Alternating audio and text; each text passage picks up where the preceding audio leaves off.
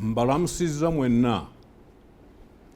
Twebaza Katonda waffe atuwadde obulamu, obusobozi n'okutukuuma okutuuka leero nga tujaguza amatikkiro ag'emyaka 32. Tusiima n'okwenyumiriza ennyo mu bantu ba Buganda abali mu byalo, abali mu bibuga, amasaza, era n'abo abali ebweru wa Buganda ne Uganda. Wakati mu bisoomoozo ebingi ebiriwo ensangi zino, mulwanye masajja okukuuma ekitiibwa kya Nnamulondo. Tubeebaza bulijjo olw'okubeera abavumu n'okulemera ku nsonga ezikwata ku Bwakabaka bwaffe.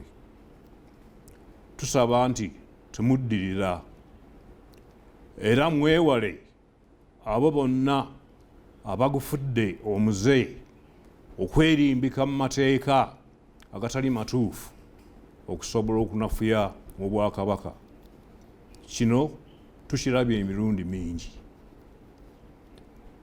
Abakulembeze mu Buganda ku mitendera gyonna tubeebaza. Mubadde banywevu ddala mu mbeera zonna ezitwolekedde.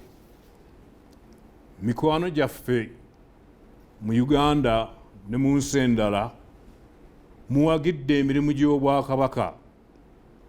Tubeebaza nnyo olw'okukolagana naffe. Akaseera ke tuyingidde ak'ebyobufuzi gwe gumu ku miwaatwa abalabe ba Buganda gwe batera okuyitira. Mbasaba mubeere bagumu era abantu ab'engeri eyo mubeekengere. Tusaba nga bulijjo munyiikire okwekolera nga mmwe mwennyini okusinga okukaabirira n'okulindirira ababa bajja ku mulamwa nga babawa obunyeebwa. Mbasaba Katonda abakuume.